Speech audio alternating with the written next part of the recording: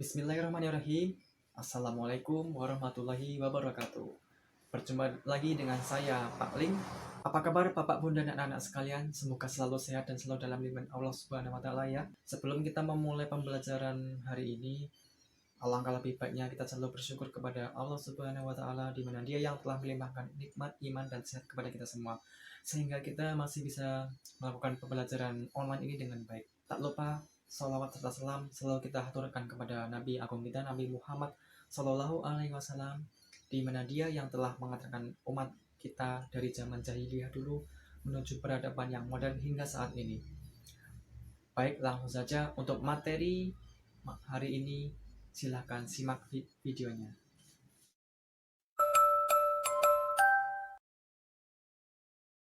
Let's go! Baik anak-anak sekalian, pada materi sebelumnya kita sempat menyinggung tentang komputer ya. Komputer itu adalah seperangkat alat elektronik yang terdiri dari beberapa spare part. Nah, dari beberapa spare part itu tergabung menjadi satu dan jadilah sebuah komputer. Ada 3 elemen yang ada dalam komputer, yaitu adalah hardware, kemudian software, kemudian firmware. Hardware atau yang dikenal dengan perangkat keras, yaitu yang bisa dilihat dengan kasat mata. Contohnya seperti CPU, seperti power supply, keyboard, mouse, prosesor, RAM, dan mungkin lain sebagainya. Kemudian ada software atau dikenal dengan perangkat lunak, yaitu yang tidak bisa dilihat dengan kasat mata.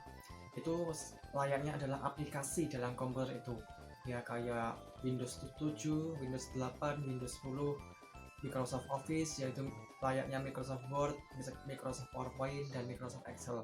Dan ada Paint juga untuk menggambar, dan lain-lain sebagainya. Kemudian firmware, yaitu seperti kita sendiri, kita yang mengoperasikan komputer, kita yang memberi perintah kepada komputer untuk dijalankan sesuai perintah kita. Firmware itu mungkin bisa kayak operator, kayak admin, seperti itu ya. Kemudian komputer itu memiliki 4 fungsi dasar. Pertama yaitu adalah data processing atau mungkin data pengolahan.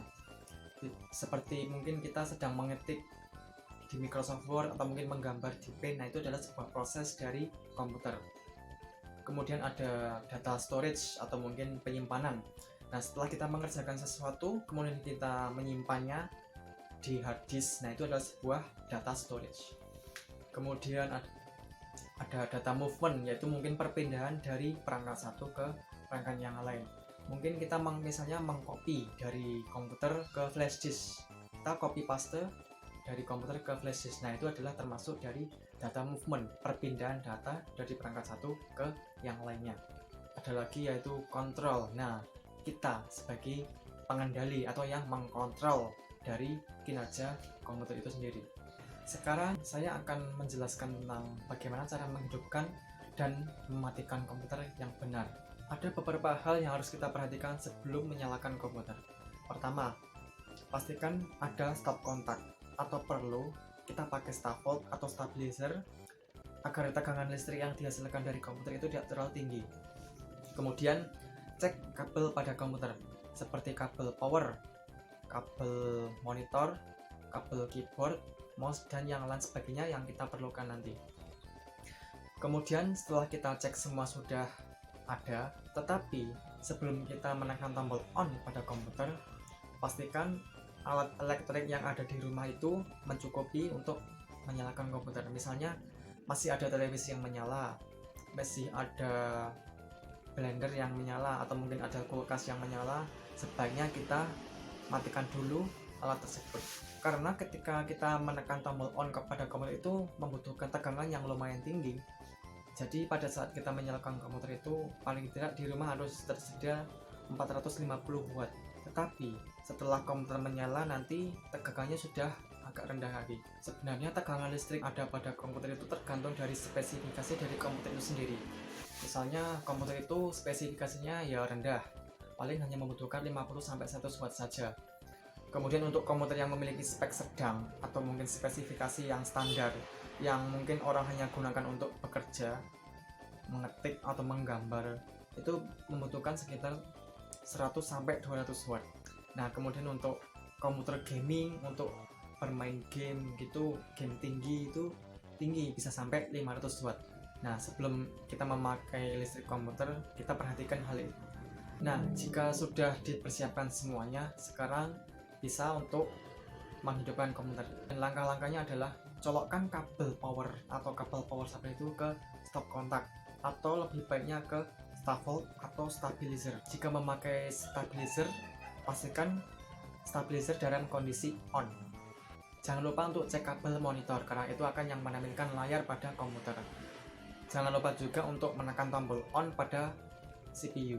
Pada saat kita menekan tombol on pada CPU, biasanya nanti pertama-tama akan terlihat layar itu kayak sistem informasi dari komputer itu sendiri.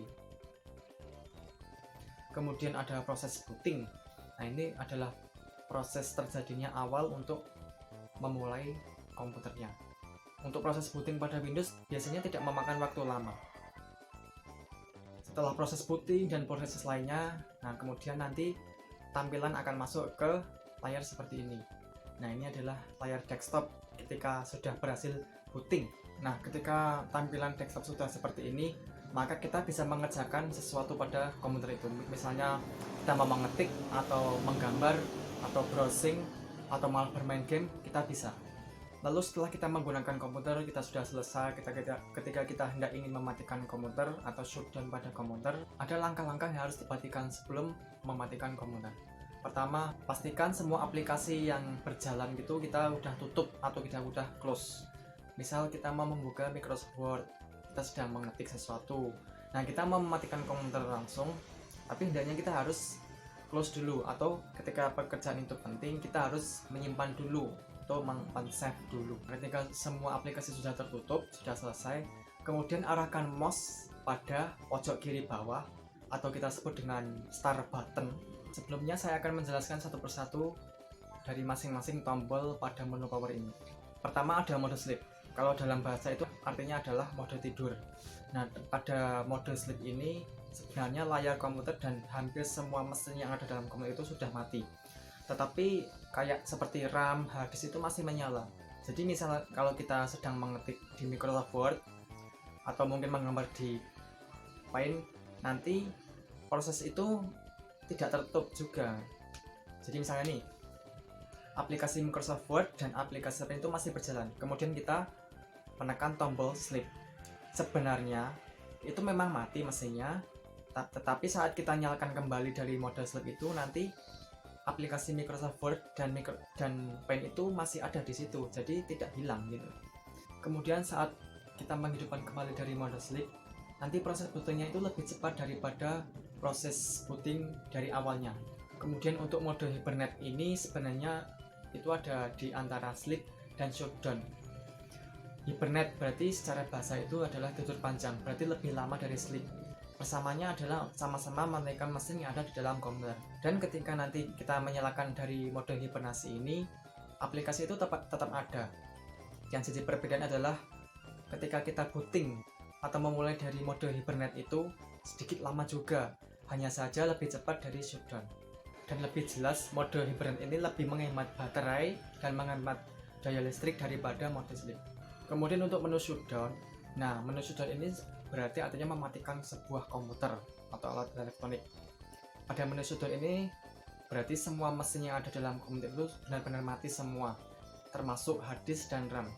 Walaupun kita sedang membuka aplikasi, kemudian kita ketik tombol shutdown, nanti aplikasi itu akan secara otomatis menutup sendiri. Kemudian yang terakhir adalah tombol restart. Restart di sini berarti mengulang ya. Penjelasannya adalah ketika kita sudah menekan tombol restart, nanti prosesnya akan mati, komputer itu akan mati. Tetapi nanti setelah beberapa detik, nanti komputer itu akan menyala lagi. Nah, anak-anak sekalian, itu tadi adalah penjelasan dari komputer dan fungsi-fungsinya. Kemudian sudah saya jelaskan juga tentang mengenai cara menghidupkan dan mematikan komputer dengan baik dan benar. Sebenarnya belajar komputer itu tidak susah banget kok untuk anak-anak sekalian. Tetap istiqomah, semangat, dan terus belajar ya. Untuk materi hari ini saya cukupkan dulu. Nanti selanjutnya akan kita bahas untuk pertemuan selanjutnya. Jika ada pertanyaan atau mungkin hal yang ingin disampaikan atau ada yang kurang jelas, bisa kontak saya. Sekian, wassalamualaikum warahmatullahi wabarakatuh.